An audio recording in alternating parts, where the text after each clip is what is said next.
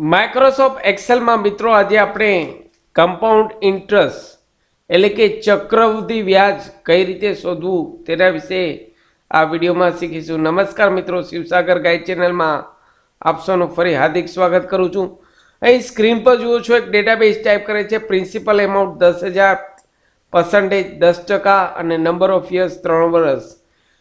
તો આનું compound interest એટલે કે ચક્રવૃદ્ધિ વ્યાજ શોધવાનું એક્સેલમાં કઈ રીતે કરવું, તો અહીં તેનું syntax a is equal to p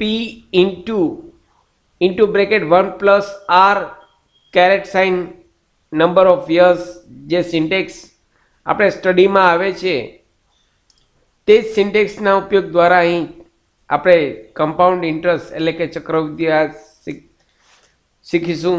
અહીં ઇઝ ઇક્વલ ટુ કરવાનું રહેશે. ઇઝ ઇક્વલ ટુ કરી પી એટલે પ્રિન્સિપલ એમાઉન્ટ ઉપર ક્લિક કરવાનું છે, ત્યારબાદ સ્ટાર, ત્યારબાદ બ્રેકેટ ઓપન કરવાનો છે, 1 પ્લસની સાઇન, આર એટલે નંબર ઓફ પર્સન્ટેજ રેટ, અહીં આર એટલે રેટ, ત્યારબાદ બ્રેકેટ ક્લોઝ કરવાનો છે, ત્યારબાદ કેરેટની સાઇન તે શિફ્ટ સાથે 6 કરવાનું છે.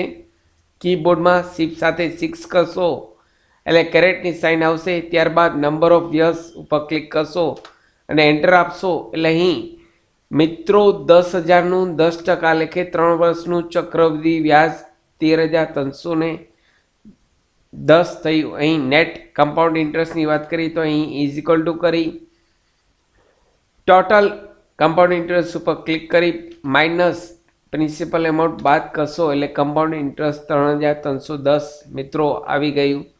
તો આ સિન્ટેક્સ દ્વારા મિત્રો આપણે આસાનીથી એક્સેલમાં ચક્રવૃદ્ધિ વ્યાજ શોધી શકીએ છીએ. અહીં આપ ઇઝી સમજી શકો. અહીં તેના માટે ફરી એક એક્ઝામ્પલ પણ આપેલ છે. 10,000નું 10% લે કે 1 વર્ષનું સાદું વ્યાજ 1,000 થાય. હવે 10,000 પ્લસ 1,000 એટલે કે 11,000.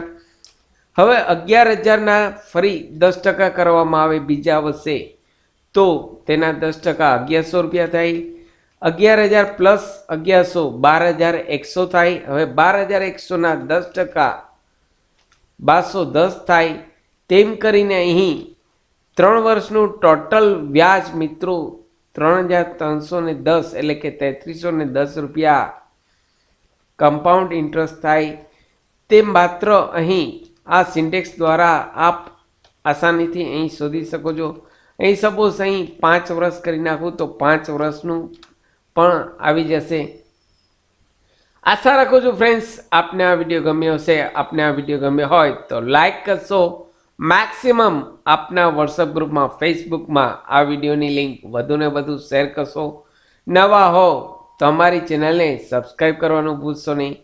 ફરી મળું છું નવા વિડીયોમાં નવા ટોપિક સાથે. ત્યાં સુધી મિત્રો જય હિન્દ, જય ભારત.